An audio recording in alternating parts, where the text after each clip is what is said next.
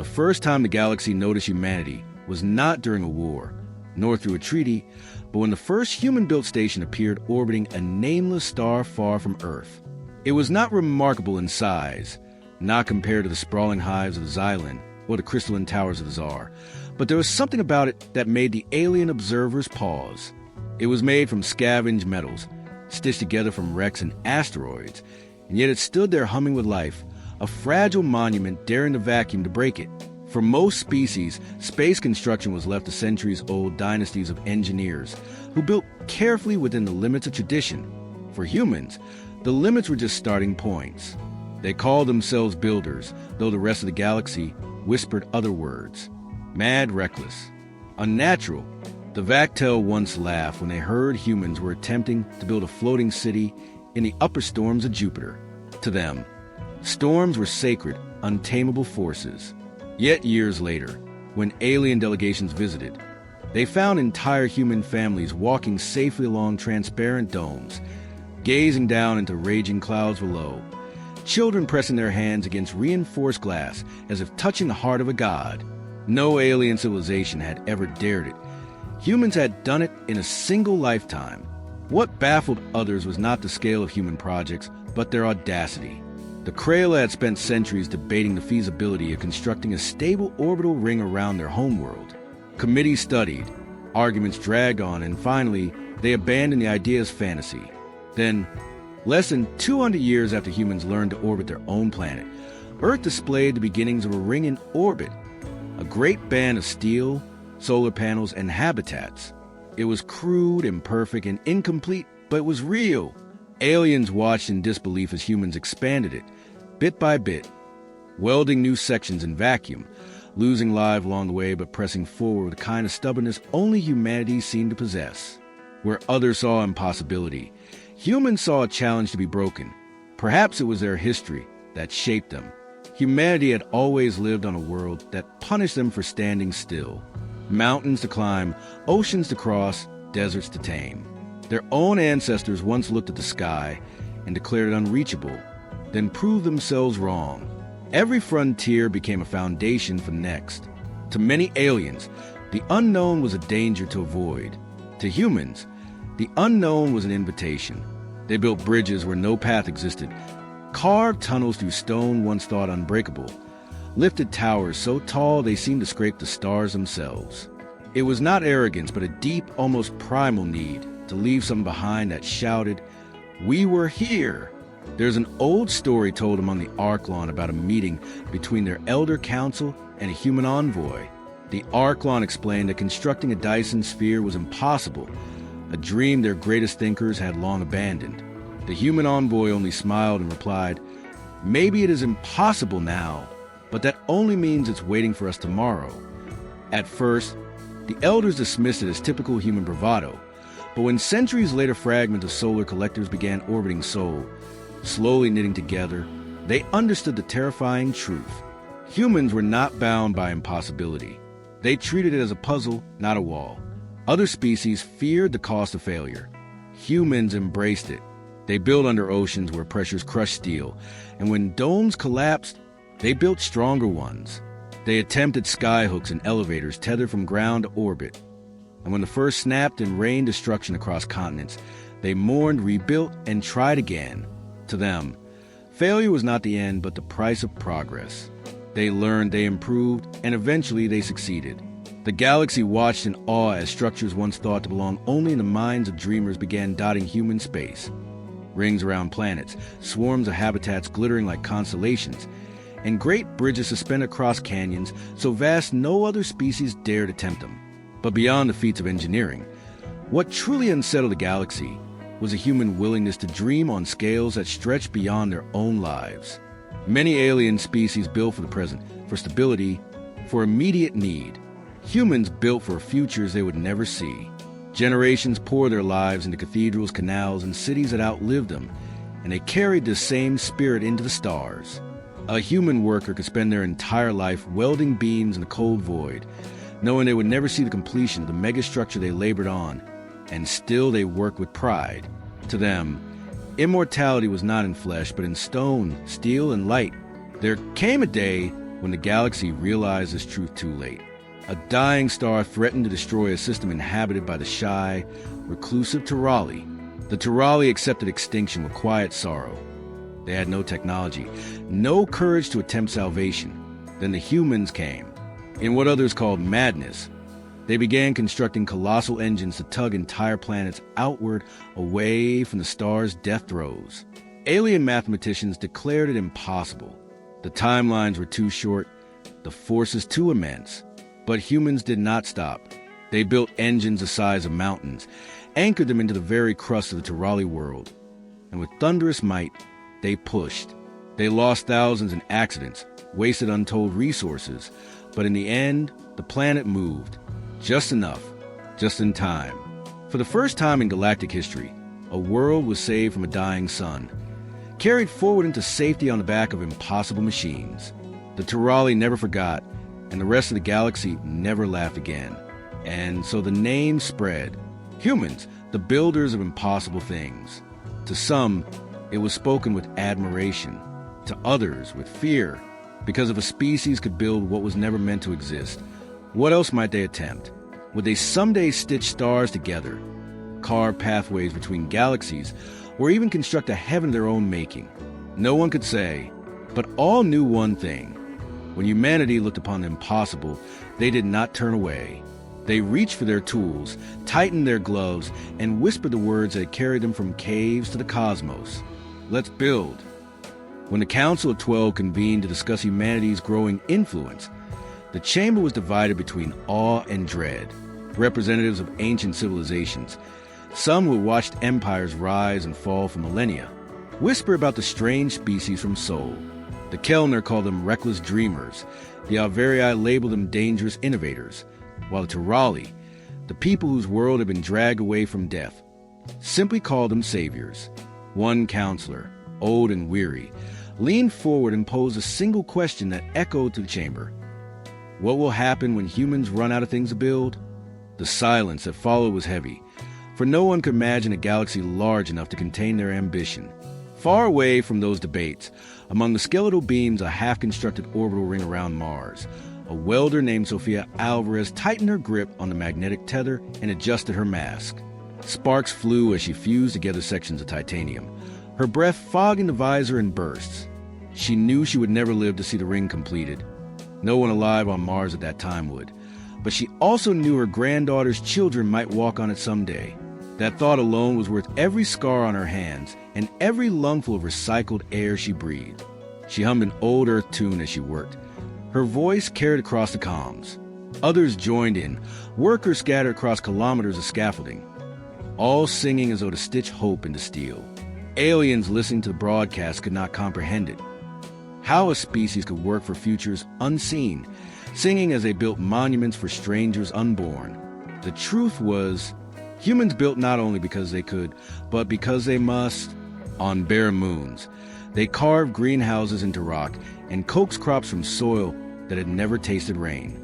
On asteroids, they tunneled deep, creating entire subterranean cities that pulsed with life.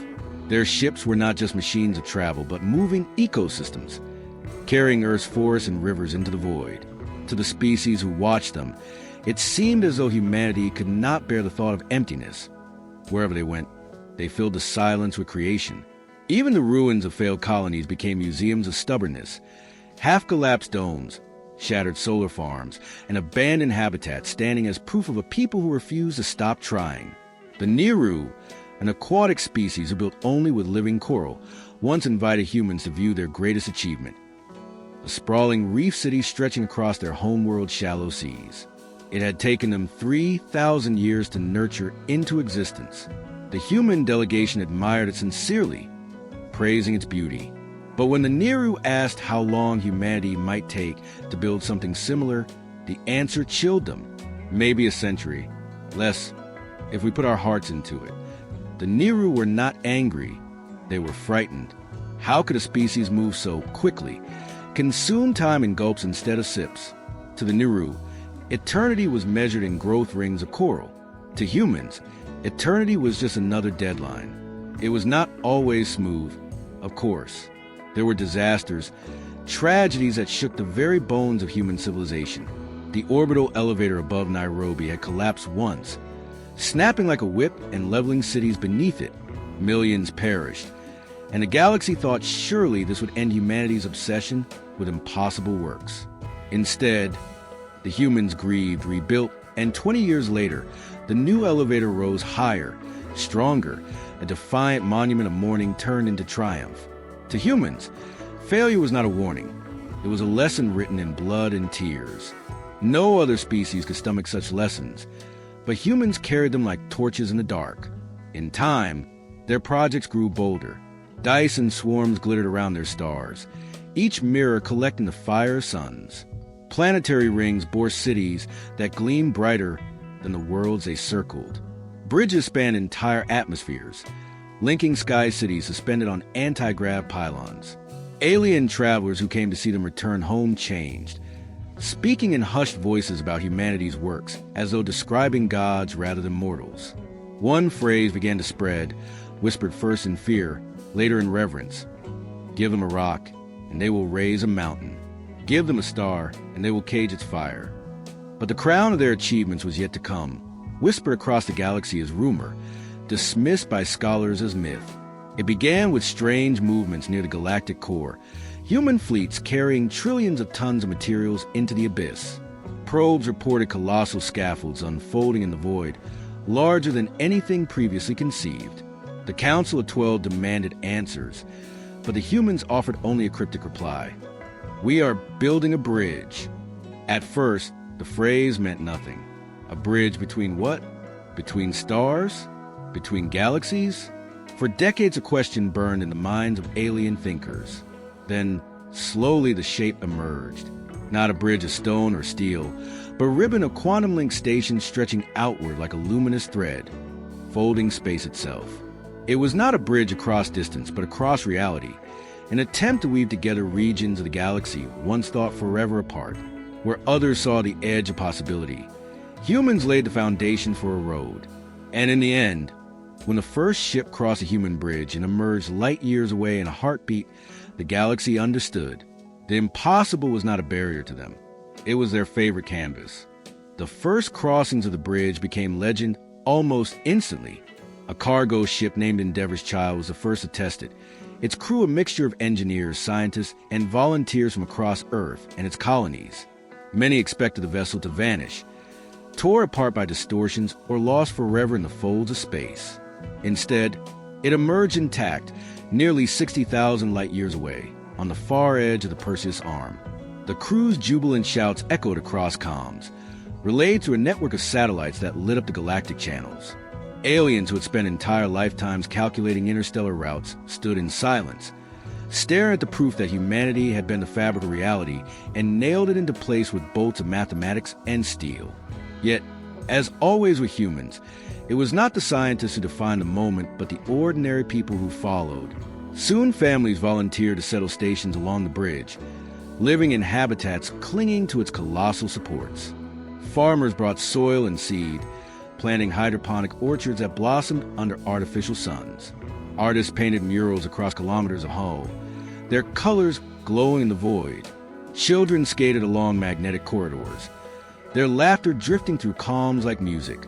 What began as an engineering marvel quickly became something more, a living artery of culture and life stretching across the stars. Aliens traveled it with equal parts fear and fascination. The rail, known for their caution, sent a delegation through, their ship trembling as it entered the fold. When they emerged safely at the other end, they were greeted not by human officials, but by a cluster of children who had set up a floating market, selling hand-woven scarves, printed trinkets, and pastries baked in zero gravity. The rail ambassador later confessed to his council, "It is not only their machines that terrify me, but the way they plant their joy everywhere they go. They make the impossible seem comfortable." Not everyone in the galaxy celebrated. The Kellner warned that such unchecked ambition would tear the fabric of existence itself. The Alvarii accused humans of arrogance, of playing God with forces they could not fully control. Debates raged in the Council of 12, but while words filled the chambers, humans kept building. The bridge stretched farther, reaching into regions no species had dared to travel. Entire civilizations that had been isolated by distance found themselves suddenly neighbors, drawn together not by treaties but by a human-made road. Trade flourished, cultures mingled, and for the first time in galactic history, a sense of unity began to bloom, not enforced by power but invited by connection. But the true turning point came when disaster struck near the heart of the bridge. A collapse in one of the fold nodes threatened to unravel the structure, tearing apart thousands of lives tethered to it. The warning rippled across the galaxy, and fleets from every major species rushed to help. But when they arrived, they found humans already working in desperate unity. Thousands of engineers and exosuits welded new supports, while pilots maneuvered ships as makeshift anchors. Farmers abandoned their crops to help haul cables. Children carried tools to exhausted welders. Old veterans strapped on suits despite trembling hands. The aliens expected chaos. Instead, they saw a species bound by one shared conviction. Nothing we build will be allowed to fall. Against all calculations, the bridge held. Scarred, bent, and imperfect, but still alive. The aliens who witnessed it wept, some out of relief, others out of fear. The galaxy had just seen what humanity truly was. Not merely builders of impossible things, but guardians of them, willing to stake everything on preserving what they had dared to create. And in that moment, something changed forever. No longer were humans regarded as reckless dreamers. They were recognized as the architects of the future, the ones who would not only attempt the impossible but also nurture it, repair it, and share it. From then on, when a project was deemed unthinkable, one phrase would ripple through the stars: "Give it to the humans. They'll find a way." Rumors began to spread, whispered first among traders who had traveled the length of the bridge, and then carried into the council halls of distant empires. They spoke of humanity's next dream, one so immense that even the boldest of alien engineers dismissed it as fantasy. The humans, it was said, were not content with spanning stars. They were preparing to weave a sanctuary large enough to hold civilizations themselves. They called it the Haven, though to the galaxy it quickly became known as the Impossible World. At first, no one could comprehend what such a phrase meant. Reports described titanic plates of alloy being forged in orbit around neutron stars, their frames reinforced by gravity itself. Thousands of habitats, each the size of moons, were linked together by artificial rivers of plasma. These were not weapons nor fleets, nor even colonies.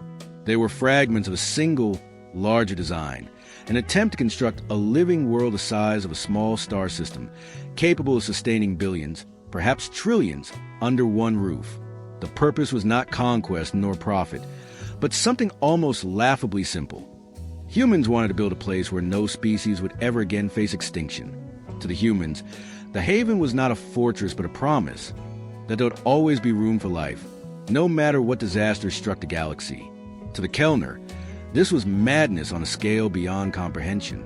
To the Rail, it was sacrilege, interfering with the natural cycle of life and death.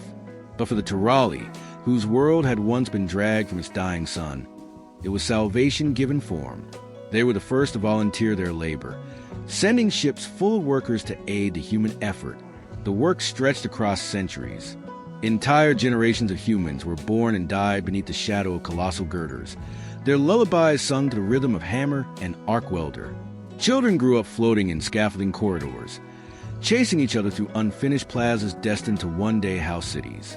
Some never set foot on a planet their whole lives, yet they felt no longing for one. The Haven was their world. Aliens who visited found it both awe-inspiring and terrifying. To see children laughing atop a beam wide enough to cradle a mountain while their parents labored to weld a sky together was to glimpse a kind of devotion that seemed almost divine. And when the galaxy tried to intervene, when councils and empires attempted to slow or forbid the project, humans only smiled with that stubborn gleam in their eyes. You told us once that rings around planets were impossible. You told us Dyson swarms were madness. You told us bridges across light years could never exist. And yet, here we stand. If we can build, we will build. Not for power, not for glory, but because if something is impossible today, it deserves to be real tomorrow. The day the Haven lit its first artificial sunrise, witnessed by millions of ships gathered at the edge of its structure, the galaxy held its breath. Entire seas shimmer into being as fusion lamps blaze across vast panels, illuminating forests that stretch for hundreds of kilometers. Cities awoke within its protective shell, their towers reaching not toward the stars, but toward the ceilings of an engineered heaven. The sight was so overwhelming that transmissions recorded the stunned silence of alien ambassadors, followed by sobs, followed by applause that echoed across every channel of space. From that day onward, no one dared use the word impossible around humanity without irony. For what was impossible to others was a challenge to humans, a canvas awaiting their touch. They were not conquerors, not destroyers, but builders who defied the universe itself with stubborn hope. And in their works, the galaxy saw not madness, but meaning. In the centuries that followed, when alien children asked their elders how such wonders could exist, the answer was always the same, spoken with awe and a trace of fear. The humans built it, and humans build impossible things.